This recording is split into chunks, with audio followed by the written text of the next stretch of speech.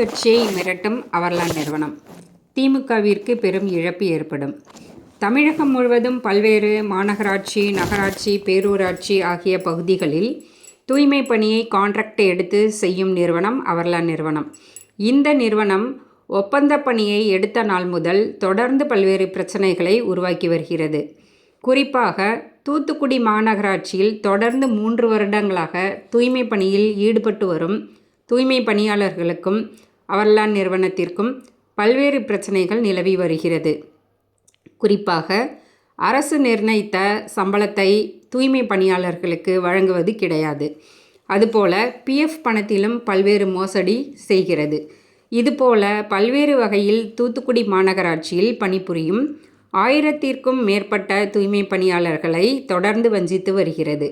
அவர்லான் நிறுவனத்தில் மேலாளராக பணிபுரிந்து வரும் ராகேஷ், முருகேசன் இருவரும் மாநகராட்சிக்கும் கட்டுப்படுவது கிடையாது, தூய்மை பணியாளர்களிடமும் கனிவு காட்டுவது கிடையாது.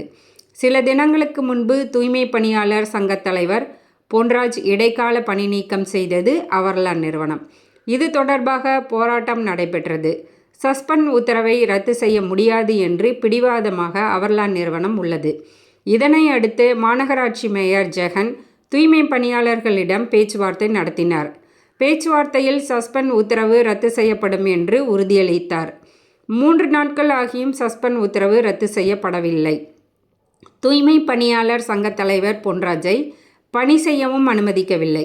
மேயர் ஜெகன் உத்தரவின் பெயரில் அவர்லான் நிறுவன அலுவலகத்திற்கு சென்று தூய்மை பணியாளர்கள் மாநகராட்சி மேயர் பணியில் பொன்ராஜை நியமிக்க வேண்டும், சஸ்பெண்ட் உத்தரவை ரத்து செய்ய வேண்டும் என்று கூறிய போது அவர்லான் நிறுவனர் முருகேசன், நாங்கள் 10 மாநகராட்சியில் ஒப்பந்த பணி எடுத்து செய்கிறோம், யாருக்கும் நாங்கள் கட்டுப்பட போவதில்லை என்றும் யாருடைய உத்தரவும் எங்களை கட்டுப்படுத்த போவதில்லை என்றும் ஆணவப்போக்கில் அவர்லான் நிறுவனம் செயல்பட்டு வருகிறது.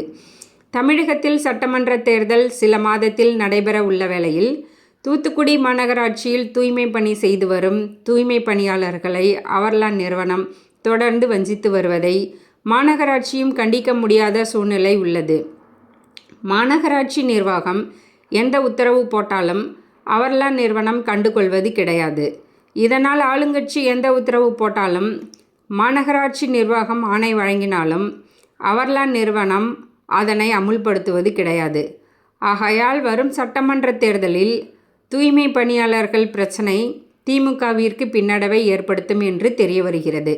ஆகையால் உடனடியாக இதற்கு ஒரு நிரந்தர தீர்வு காண வேண்டும் என்றால் அவர்லான் நிறுவனத்தின் ஒப்பந்தத்தை ரத்து செய்தால் மட்டுமே இதற்கு தீர்வு என்பது உறுதியாகவே தெரிய வருகிறது. 3 வருடம் மாநகராட்சி மேயரும் மாநகராட்சி ஆணையரும் மாநகர் ஒப்பந்த பணியில் செய்து வரும் அவர்லான் நிறுவனத்திற்கு பல உத்தரவுகள் போட்டாலும் அதனை கண்டுகொள்வது கிடையாது என்பது குறிப்பிடத்தக்கது.